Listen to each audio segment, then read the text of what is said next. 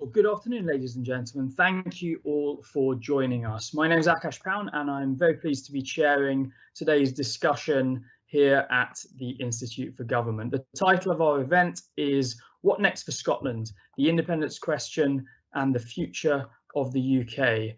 And we are having this discussion towards the end of a year in which support for independence among Scottish voters appears to have established a clear but small lead in the opinion polls.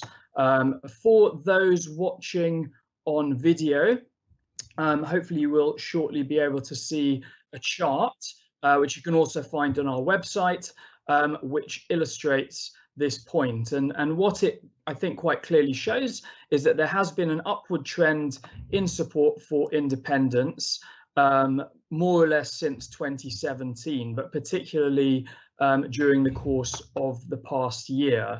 And most recent polls by several different opinion poll companies have reported that between 51% and 58% of Scottish voters now agree with the proposition that Scotland should be an independent country. Those figures are taking out don't knows, but of those who answer the question, there seems to therefore be now a lead for the yes side. However, the UK government has made clear that it will not pass the necessary enabling legislation, the so-called Section 30 order, to empower the Scottish Parliament to hold another referendum. That was the mechanism used to ensure that the 2014 referendum could be held on what was described as a fair, legal and decisive basis. And so if the UK government stands its ground, if it holds firm on this issue, is that the end of the story? Or does the Scottish government have credible alternative paths to a second referendum? Or alternatively, might we see the UK government eventually be forced to change its position? For instance, if, as the polls suggest is potentially going to happen, the SNP were to win a majority of seats at next May's Scottish parliamentary election. And if IndyRef 2 does ever happen, on what conditions might it take place? Who would be entitled to vote this time, for example? What would be the question on the ballot paper? What also would be the big issues that advocates for independence would have to clarify before Scots vote again, for instance, about the fiscal situation that an independent Scotland would inherit. So just to discuss these and other questions, I'm delighted to welcome our panel. First of all, we're very pleased to have with us today Sir John Curtice, polling expert, professor of politics at Strathclyde University and a senior fellow at the National Centre for Social Research. John, thanks for being with us. Second, welcome to Sionaidh Douglas-Scott, who's Professor of Law at Queen Mary University, London, although she's joining us from the USA, where she's currently on a research sabbatical as a fellow of Princeton University. So Sionaidh, thank you for joining us too. Third, very pleased to be joined by my colleague Jess Sargent, who's a senior researcher here at the IfG and a co-author of a report we published last December on what the path to any second IndyRef might look like. And last but not least, thank you to Andrew Wilson for joining us. Andrew represented the Scottish National Party as a member of the Scottish Parliament for Central Scotland in the very first term of devolution. And more recently, he's chaired the Sustainable Growth Commission that has considered economic and fiscal aspects of independence and which reports to First Minister Nicola Sturgeon. So many thanks to the four of you. Sionaidh, I'd like to come to you now to discuss the legal position. So under the devolution legislation, the Scotland Act of 1998, it is specified that the Scottish Parliament cannot pass any legislation that relates to reserved matters, so matters that are the responsibility of Westminster, which include the union of the kingdoms of Scotland and England. That's a quote from the legislation. In your view, does this give the UK government or Parliament a watertight veto effectively over any second referendum? Well, I would say it's not watertight. The way I would to say preferred to a referendum is one which is consensual between both governments, the Scottish and the UK government, as it was back in 2014, where there was the Edinburgh Agreement of 2012, under which the competence to legislate for independence referendum was transferred to the Scottish government. Now, that doesn't mean that's the only legal route, but it's one that is pretty clear. The Scottish government paper, Scotland's Right to Choose, published in December 2019, said that the Scottish government was committed, and I quote, to an agreed legal process which will be accepted as legitimate in Scotland, the UK as a whole, and by the international community. And I think that's really, really important. Why is it important that you have something which is accepted as legal and that the international community accepts? Well, firstly, because you want the rules for polling, the legislation that underpins a referendum, to be accepted. I'm in the US right now, and I've just seen the amount of havoc that can be created when you have political parties, even a sitting president, who refuses to accept votes of the people as legitimate. Secondly, the second important reason why any Scottish decision on independence must be seen as legal is with an eye to the international community and to the EU, if there were to be any future EU membership or EEA membership for Scotland. Anything that doesn't look to be legal, agreed, or just something that is cast on legal is going to face difficulties. And there have been many unilateral declarations of independence, such as that of Kosovo, and these are not illegal under international law, but many, many countries have refused to recognize states which have given unilateral declarations. So the preferred route would be one which is consensual, where both the UK government and the Scottish government agree, as last time round, that the Scottish government should have the power to legislate for an independence referendum and to set up various things such as the polling conditions and other things that were set up under the 2012 Edinburgh Agreement. But that doesn't mean that that is the only possible legal avenue. And that was not conceded by the Scottish government back in 2012. They did not say this is the only possible legal route. There may be others, but we are uncertain as to what they are right now. But there is a crowdfunding legal challenge ongoing. But I would say that the legal route is important, and it's separate from what the democratic case may be, which might rest on self-determination, importance of that. That is different. There may be a very, very strong case for the self-determination of Scotland, one that's been acknowledged by successive UK prime ministers, but that's not necessarily a legal case. And I suppose, yeah, just to follow up on that, is given the UK constitutional principle of parliamentary sovereignty, as well as what is in the Scotland Act, does legal route necessarily imply agreement with Westminster? I suppose that's what it comes down to. Yeah. Well, there is the issue of what are reserved and what are devolved matters, and this comes down to what you mentioned earlier, Schedule 5 of the Scotland Act, and what is reserved under that. Is the union a reserved matter? Some constitutional experts have said, well, we could even perhaps have a consultative referendum, and there wouldn't be so much doubt about that legally. We could go ahead with that, a consultative referendum whereby people would be voting on whether the Scottish government should engage in negotiations with the UK government over the possibility of independence of Scotland.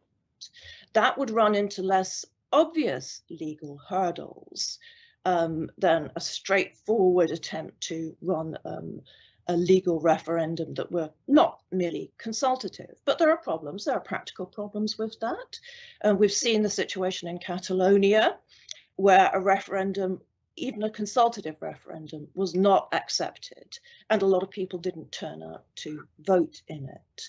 So undoubtedly there are legal problems. I would separate those. I would not say they're insurmountable, and I would separate them from the political issues, which are going to be extremely important in the case of Scottish independence. They're not the same. And the political case is just as important, I think, or it's pretty important.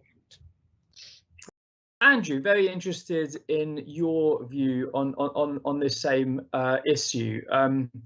What do you think the Scottish government should do? What do you think it will do if, come next May, SNP majority perhaps has been returned, but Boris Johnson's position remains unchanged? What's Plan B essentially?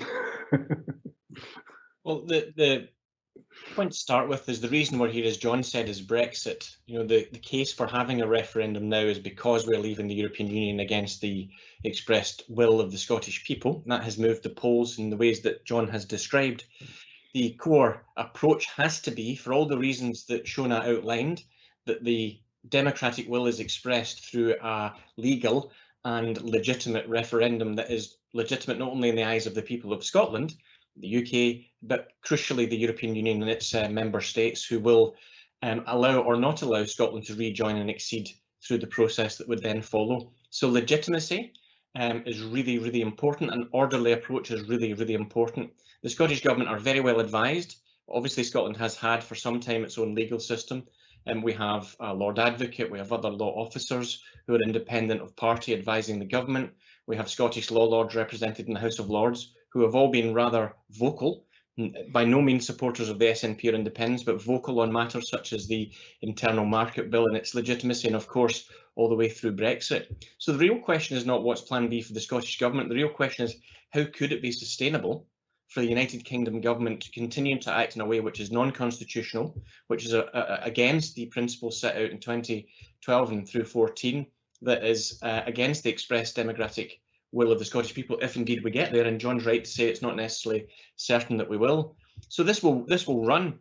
What's also true is that the more intransigent the UK government sounds and behaves, the more support for independence is likely to increase, the more that people are likely to do what John has identified, which is not to say that now is not the time, that actually, do you know what, the time is, as we emerge from the pandemic, the time is becoming more urgent.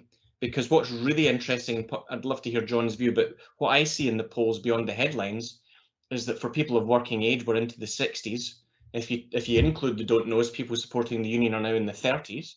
That rather suggests momentum. For the first time, more women than men. For the first time, people born outside the UK, outside of Scotland, support independence. And for the first time in my lifetime, and I should say, well, okay, in the margin, John, but at least not a substantial against. And for the first time in my lifetime, people are more confident about the economic outlook with independence than they've ever been. So these are all, and polls are just polls. And John is right to say you can't take one and over-stress it. He's very good at keeping people guided down the centre. But they all rather point to momentum. And really, we should be having a debate about what we then do with the consequences of that. What does the United Kingdom government do with the consequences? How do we remake the relationships? I think the Institute for Government should consider that as a future programme. You know, what does Ireland, Scotland, England and Wales and Northern Ireland all come together on post-independence? But of course, there's water to travel under the bridge before then. Yeah, thanks. I hope to have time to come on to some of those questions in a few minutes. The issue's come up a few times already, Jess. What might change next year? I mean, what's your take as a close watcher of the UK government's attitude to devolution and the union? Do you think the political calculus might shift if the SNP does win a majority next May, or perhaps if there's a SNP plus other supporters of independence majority? Yeah, I mean, I think fundamentally we'll have to wait and see how the government responds, but I certainly think pro-independence majority in the May elections would change the political calculus and certainly change the incentives there, as well as John said, the UK government's current position, which is that the first referendum was a once-in-a-generation opportunity, and there's no appetite in Scotland for a further referendum. I don't think it can continue to assert that if it wants to make the case that there shouldn't be a second independence referendum. I think it needs to think a bit more carefully about exactly how, on what terms and on what basis it will refuse to grant a Section 30 order.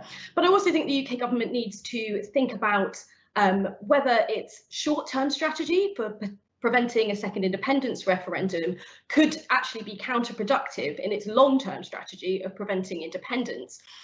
So as John said, although most polls show that whether or not you think there should be a second independence referendum will depend on whether you support it. They are essentially different questions, and there is a risk that if Westminster looks like it's just saying no, that it's just preventing potentially the will of the Scottish people, then that itself might possibly drive support for independence. I mean, again, as all the panel have said, we shouldn't put too much attention on any particular poll, but there was some research done by James Johnson, who's a former UK government advisor, that found amongst swing voters, the majority of them, I think it was 53%, felt that if there was an SNP majority or a nationalist majority in 2021, that the Scottish government, that the UK government shouldn't continue to oppose a second independence referendum. Whether or not the UK government takes those factors into consideration, we'll have to see, because I think unlike David Cameron's position in 2011, the polls look very different around this time, and there is a real risk that if Westminster allows a Scottish independence referendum, that this time the yes side could win it. So I think we'll have to wait and see exactly what happens, but I think certainly the political pressure will ramp up for them to at least reconsider their position. The UK Internal Market Bill is significant in that, and certainly that coupled with the Prime Minister's comments on devolution do give credence to this argument that the UK government does have centralising tendencies, that it is trying to kind of limit the powers of the devolved administrations. So, I mean, there is this ongoing argument about whether the bill is a power grab or whether it's a power surge. I think it is fair to say that the UK Internal Market Bill will place new limits on how the devolved administrations exercise those powers.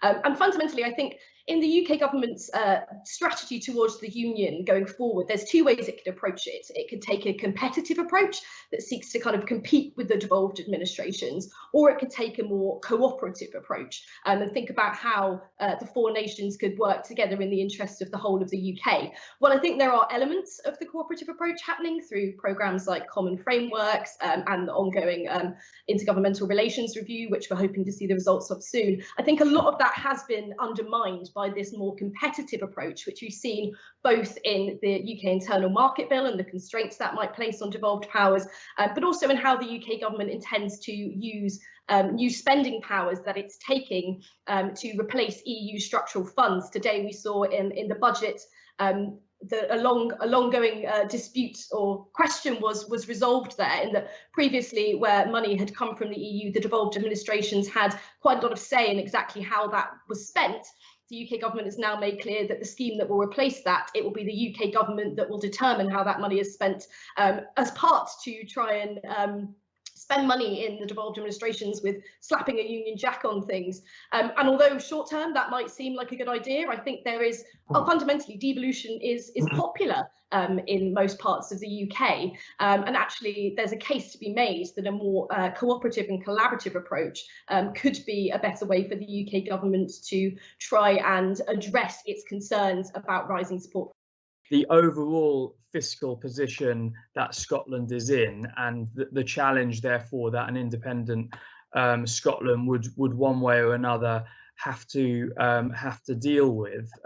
So just to give a couple of figures, in 2018-19, this is based on I think the Scottish Government's own analysis, there was a deficit, a net fiscal balance in Scotland of around £13 billion, or nearly £2,500 per person, in terms of a gap between total public spending in Scotland and tax revenue. And tax revenue has fallen, of course, since 2014 because of the decline in the oil price in particular. But either way, what those figures suggest is that an independent Scotland would face some adjustment in trying to balance the books. I just wonder, in your assessment, and that's something I know you've looked at on the Sustainable Growth Commission, what would be the way that an independent Scotland could, as I say, balance those books? Well, it's a big question, Akash, isn't it? And I noticed Kenneth Armstrong was making a similar point about the economic arguments being why does the broad shoulders of the UK argument not cut through? So let me try and take it, because it's a really long and convoluted issue, but let me try and summate it. So in a sense, if we think about the economic performance of the UK, it has fallen down the league table from first 100 or so years ago to 21st in the IMF rankings now. On the OECD outlook for this year, it will be the worst performing economy in Europe. So the broad shoulders are not performing. The fiscal implications of this, plus crucially, regional inequality, which is as bad in the United Kingdom as in any country in the developed world. As a result of that, all of the regions and nations of the UK outside the southeast and east show substantial fiscal deficits. Scotland's not the worst, but it's substantial. And therefore, this is a reflection of the UK as it's currently run. So the argument that Scotland cannot move and transition to be independent because of its starting point is really a, I wouldn't start from here argument. And it's been used for pretty much every territory the UK has lost over the last 40 or 50 years. The real argument must be, can you do better? Can you get the economy motoring to the extent that you can close the fiscal gap and sustain a better future? Can you become like target countries, maybe like Denmark? Ireland's done its transformation. New Zealand had a worse deficit 20 or so years ago and is now in much better shape. And New Zealand is no richer than Scotland, quite interestingly. So that is one thing. The other big point, of course, is the UK's deficit is much worse this year than the one you quoted for Scotland last year. But the cost of servicing that deficit is now lower than it's been, roughly half of where it was 10 years ago, because the debt markets are funding government at historically cheap rates. What is the IMF, of all people, arguing just now? The people that argued for austerity in the global financial crisis era, they're arguing that governments need to invest through the crisis for the next, well, for the foreseeable 5 years and beyond. So that's the argument that's running just now. The deficit can be funded. It must be resolved. The best way to resolve it is through growing the economy better. But if you can't, the crucial test will be, will debt markets fund the Scottish Government? The evidence is that they will. Also, for context, the Scottish tax revenues would pay for all of the budget of the Scottish Government, all of social security and all of pensions. So the deficit you describe is made in UK programmes, not sent over the border. They're made in UK programmes that you could choose to replicate, or you could choose not to. Now, for example, the Scottish Government, I'm sure, would not cut international aid from 0.7 to 0.5, which the UK has just done. They would look to replicate that. But so the picture is not as it seems, but it has to be resolved. And the need to resolve is the very reason to pursue a different economic policy with independence, not a reason to stay the same. In no other country on the planet would you say the government's finances are unsustainable, keep things the way they are now. UK spending in Scotland on non-devolved matters, the biggest part of that is, of course, on social protection, on welfare and pensions and so on. So there is spending, as you say, on international development and defence and servicing past debt, a share of which is assigned to Scotland in those calculations that I cited. So no doubt, any negotiations over the terms of independence might lead to different outcomes in terms of how those assets and liabilities are shared out. I might just put here for your audience, just because this has not come into the debate, but one of the recommendations we in the Growth Commission made to the Scottish Government is to go into negotiations offering the United Kingdom an annual solidarity payment from Scotland to the rest of the UK to make good the interest that is agreed, and also to make good any ongoing joint projects such as international aid that we may continue together for some time. So that's our pose. It's the opposite of what this government said to Europe when setting up Brexit, is recognising our joint responsibilities. So people should be aware of that. But the negotiations are not one-sided, as people sometimes think.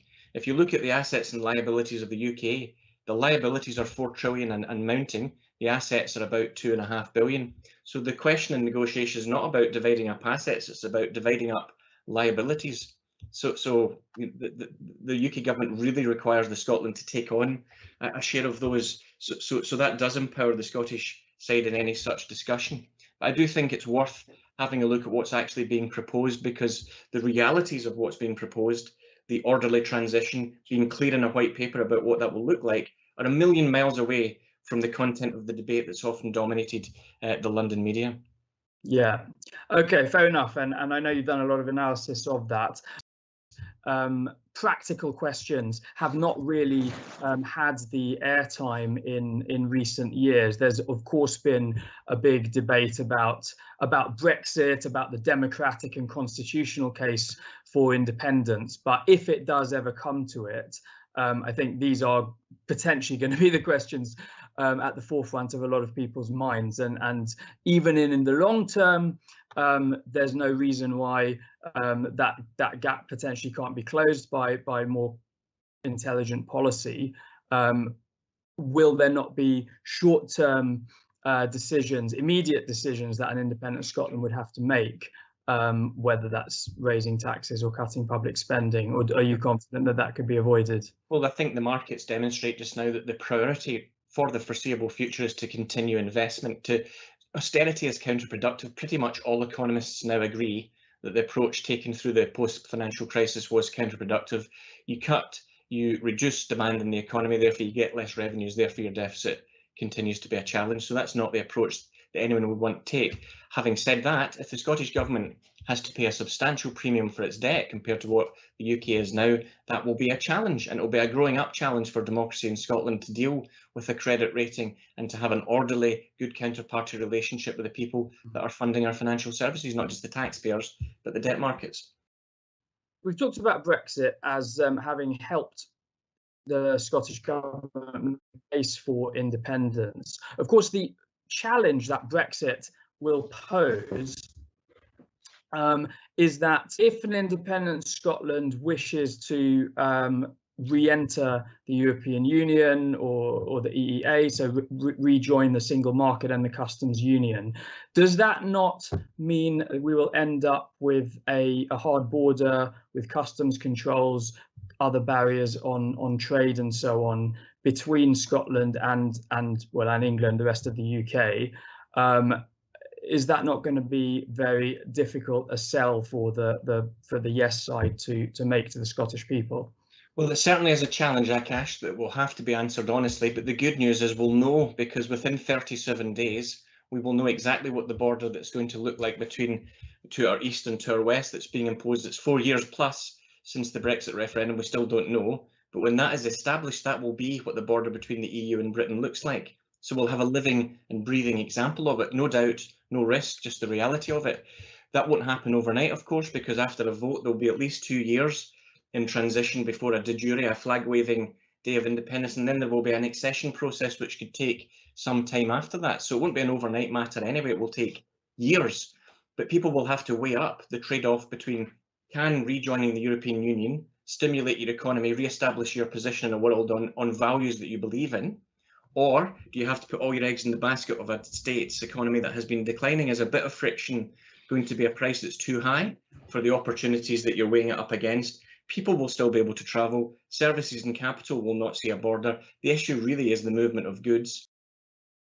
Okay, thanks. It's not going to. None of these economic questions. I think the position now is stronger, more coherent, and set out than it has ever been in 60 odd years of prosecuting the argument. Not me, I mean the SNP. Okay, thank you. John, I want to come back to you. So, I mean, you've listened to Andrew's answers on those and fiscal questions. What's your take? Do you think that if it came to it, those challenging issues would potentially become the soft underbelly of the case for independence, which, as you said at the outset, rested in large part on questions about democracy and the impact of Brexit and so on? Okay, well, you've raised two issues with Andrew. One is the question of the possibility that the border between Gretna and Berwick might be a single market border, and the second is the economic argument. I think on the first one, the honest truth is that that's one of those issues that frankly has not been debated. And it's one of a number of issues, of which the current fiscal situation, the argument about Scotland being able to bail out an independent banking sector, where the position has moved on from 2014. So in the case of the banks, for example, there is no Scottish banking sector left to be bailed out by an independent Scotland. As Andrew's already explained, how the current fiscal circumstance potentially changes the argument about Scotland's fiscal deficit, but equally the border is another. The possibility that the border between Gretna and Berwick might be a real border, which was not an issue in 2014, is one of those things which, again, way in which the argument is different, and we don't know how the public react. So far as the economy is concerned, I mean, I think there is no doubt that one of the things that the Yes side failed to do before 2014 was to persuade a majority of people in Scotland that the economic consequences of independence would be beneficial, and is almost undoubtedly a key reason why the Yes side didn't manage to win. That said, if you look at the position now, I mean, I would say, probably 3 points. One is that whereas back before 2014, virtually every poll would tell you that more people thought that Scotland would be worse off than better off as an independent country. Now the polling is rather more variegated. I can find you some that have more people think we'd be better off, still wanted to say be worse off. It depends on who asks the question. But the second point I would make is that whatever people's views are about the economic consequences of independence, they think that Brexit, they're much more likely to think that Brexit will be economically disadvantaged than they are independence. And that's one of the reasons, again, why Brexit's changed the argument on a whole range of criteria. If you ask people about the consequences of Brexit and you ask people the consequences of independence, independence comes out as being not so bad stroke better than Brexit. One of the deep, deep ironies about these debates is that it is the very people who are most determined to get out of the European Union and to get out of the European Union single market who are most opposed to Scotland being allowed to leave the UK if it wishes to do so, and are most insistent on maintaining the integrity of the UK single market. But I guess politics was never something where necessarily consistency was always regarded as a virtue. Thanks. How realistic is the idea that an independent Scotland would be able to accede to the EU? Would Spain potentially, or maybe some other country, block it? Okay, well, I think the Brexit point is certainly really, really important. From a legal constitutional viewpoint, it's brought about a really big change in the British Constitution. There is a sense in which the UK is just not the same country after Brexit constitutionally, because the source of a lot of our laws and rules has changed. We are in transition, literally a very unsettled country. And there was already a dispute, I think, a disagreement between certain people in Scotland and certain people in England over the nature of the British Constitution. In Scotland, there has been, I think, a well-supported tendency to say this is a union that is supported by consent, by treaty. Scotland is not a colony, whereas in England there has been a great stress on parliamentary sovereignty, which, having done some research on that, cannot really be supported before the early, late 18th century. On the question of whether and how an independent Scotland could join the EU, one thing I would say is that the EEA, EFTA, that membership could be a halfway house. And what hasn't been noted is that the EEA isn't part of the customs union. So that would make any question of a border between Scotland and England easier. There would still be the question of single market regulatory standards, but those are an issue anyway with the internal market bill, because there is some disagreement as to whether under that bill, Scotland would be forced to accept certain standards, chlorinated chicken, whatever, that would be seen as unacceptable. So that's going to be an issue, whatever. As to how soon could Scotland join the EU? Well, the situation's different from 2014, whereby the UK was then a member of the EU. Both countries would now be out of it. So it would take longer. But from what I've seen, the estimates of whether it will be 2, 3, 4, 5 years vary. There is some sympathy from some EU institutions. And as to the Spanish, no, I think that if the legality of Scottish independence is beyond doubt, then Spain would not have a leg to stand on. The situation would not be comparable to Catalonia, as it would not have been back in 2014, when there was agreement between the two, the First Minister and the Prime Minister, as to the referendum and Edinburgh Agreement. And the EU has itself underlined that point. It would be a different situation if there was some sort of UDI that might give weight to Spain, but with a legal route to independence, I don't see that the Spanish would be able to make any argument, because they in the constitution have a provision as to Spanish unity, which does not exist anywhere in the British constitution. There is no provision requiring Scotland and England that there could not be any sort of division. So the situation is different. Okay, thanks very much.